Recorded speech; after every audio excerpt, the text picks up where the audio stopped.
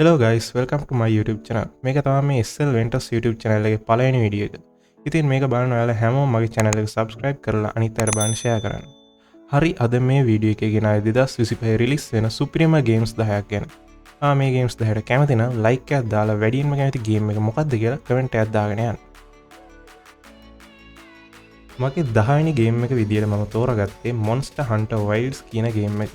මේ ගේම් එක ඩෙවලොප් කරලා තියෙන Capcom ආයතනයෙන් මේ ගේම් එක 2025 පෙබරවාරි 28 රිලීස් කරලා තියෙනවා. third person hunting and action game එකක් විදියට PC, Xbox, PS5 platforms තුනට මේ ගේම් එක play කරන්න අවස්ථාවක් දීලා තියෙනවා. හොඳ ස්ටෝරි එකක් තියෙන එක විදිහේ මිත්‍යා සත්වයක ෆයිට් කරන්න තියෙන ආතල් ගේම් එකක්.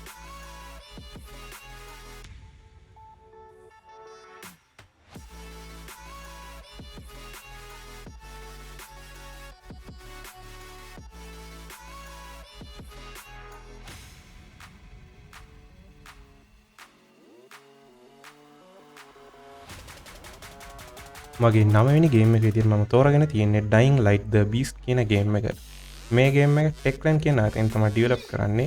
මේ ගේම් එක 2025 සැප්තැම්බර් වල රිලීස් වෙන්න තියෙන ගේම් එකක්.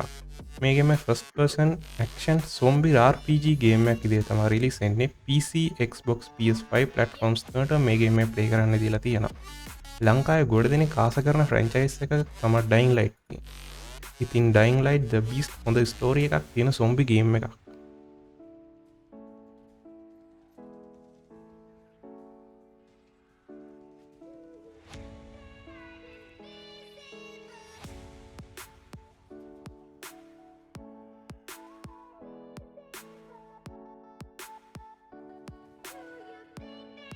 මගේ 8වෙනි ගේම් එක විදිහට මම දැම්මේ The Doom Dark Age කියන ගේම් එක. Bethesda Softworks ආයතනයේ ID Software කියන ඩෙවලොපර් ටීම් එක තමයි මේ ගේම් එක ඩෙවලොප් කරන්නේ.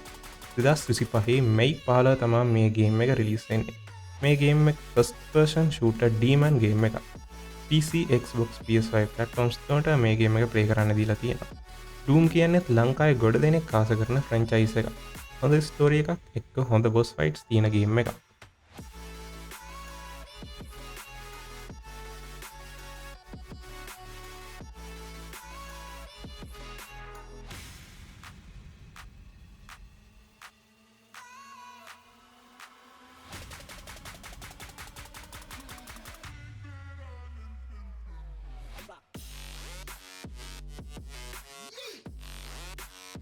මම 7වෙනි ගේම් එක විදිහට තෝරගෙන තියෙන්නේ Elden Ring Night Rain කියන ගේම් එක.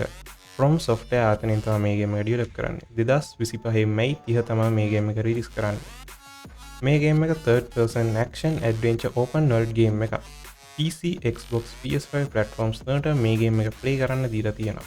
Elden Ring කියන්නේ මාරම විදිහට action පිරුණු පට්ට ස්ටෝරි එකක් තියෙන ගේම් එකක්.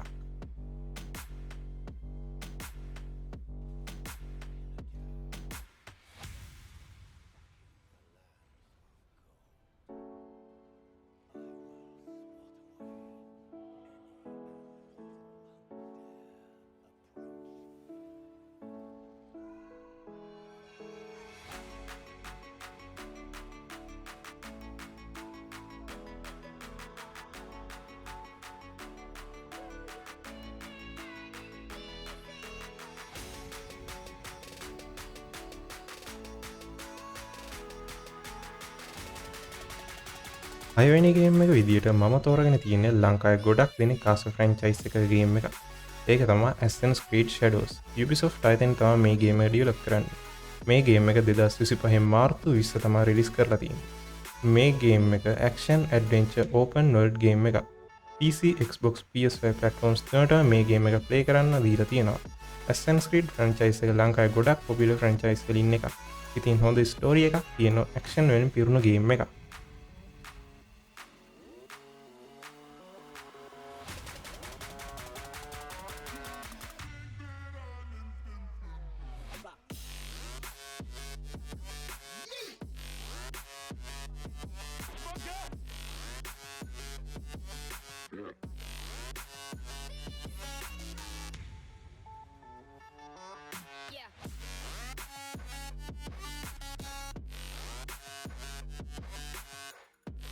පස්වෙනි ගේම් එක විදිහට මම තෝරගෙන තියෙන්නේ Ghost of Tsushima දෙවෙනි ගේම් එක Ghost of Yotei ගේම් එක.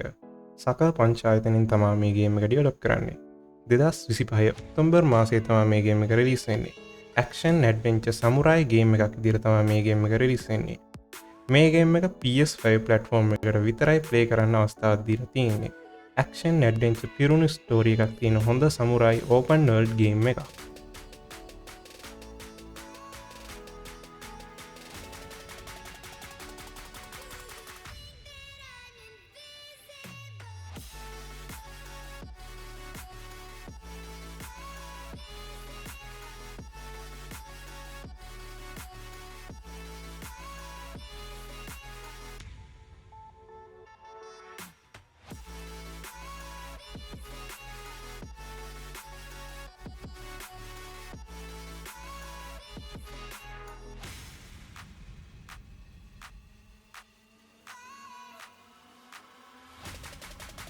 මගේ හතරනි ගේම් එක තමා Death Stranding 2 on the Beach game එක. මේ ගේම් එක Kojima Production තමා ඩිවලොප් කරන්නේ. 2025 ජූලි මාසයේ තමා මේ ගේම් එක රිලීස් වෙන්නේ. මේක ඇක්ෂන් ඇඩ්වෙන්චර් ගේම් එකක්. මේ ගේම් එක PS5 ප්ලැට්ෆෝම් එකට විතරයි ප්ලේ කරන්න දීලා තියෙන්නේ. තවත් ඇක්ෂන් ඇඩ්වෙන්චර් පිරුණු හොඳ ස්ටෝරි එකක් තියෙන ගේම් එකක්.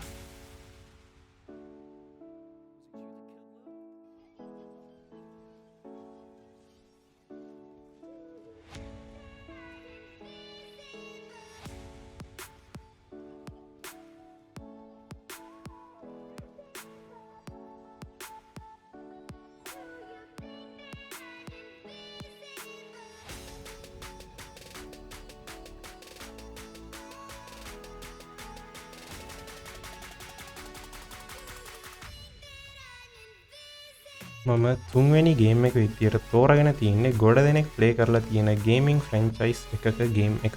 ඒක තමා The Witcher 4. CD Projekt Red ආයතනයෙන් තමා මේ ගේම් එක ඩිවලොප් කරන්නේ. 2025 මැයි මාසයේ තමා මේ ගේම් එක රිලීස් කරන්නේ. Open World Action Adventure RPG game එකක් මේක. PC, Xbox, PS5 platforms තුනටම මේ ගේම් එක ප්ලේ කරන්න දීලා තියෙනවා. මිත්‍යා කතාවක් පදනම් කරගෙන ඇක්ෂන් ඇඩ්වෙන්චර් වලින් පිරුණු ගේම් ස්ටයිල් එකක් එක්ක හොඳ ස්ටෝරියක් තියෙන ගේම් එකක්.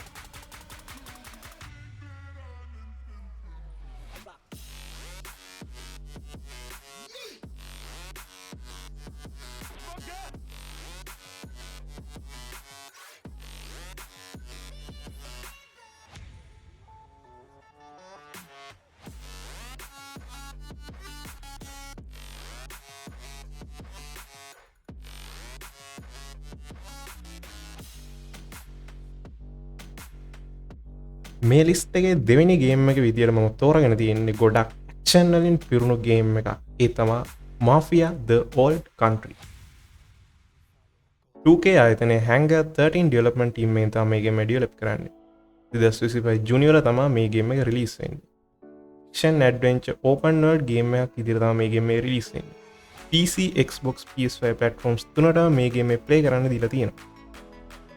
මාෆියා කියන්නේ ඇක්ෂන් වලින් පිරුණු ඕපන් වර්ල්ඩ් ගේම් ෆ්‍රැන්චයිස් එක. අන්ඩර්වර්ල්ඩ් ගේම්ස් වලට කැමති අයට හොඳම chance එක.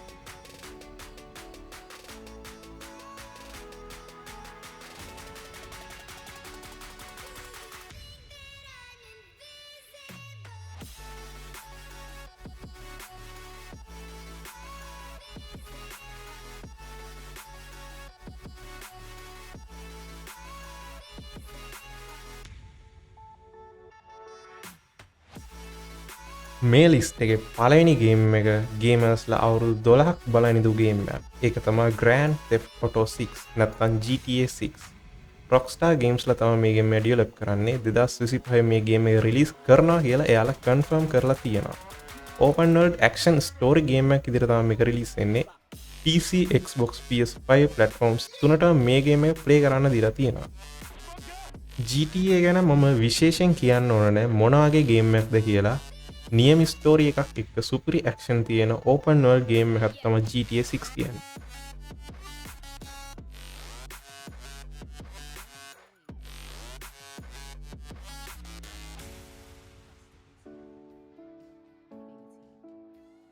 විශේෂයෙන් කියන්න ඕන මම මේ ගේම්ස් එකකවත් ස්ටෝරි එක ස්පොයිල් කරේ නැහැ. ඊට අමතරව මේ රිලීස් වෙන්න තියෙන ගේම්ස් වල රිලීස් වෙන කාලය මීට වඩා වෙනස් වෙන්න පුළුවන්. ඉතින් තෑන්ක්ස් කරනවා මේ වෙනකම් මේ වීඩියෝ එක බලපු හැමෝටම. එහෙනම් ආයෙත් අලුත් වීඩියෝ එකකින් සෙට් වෙමු.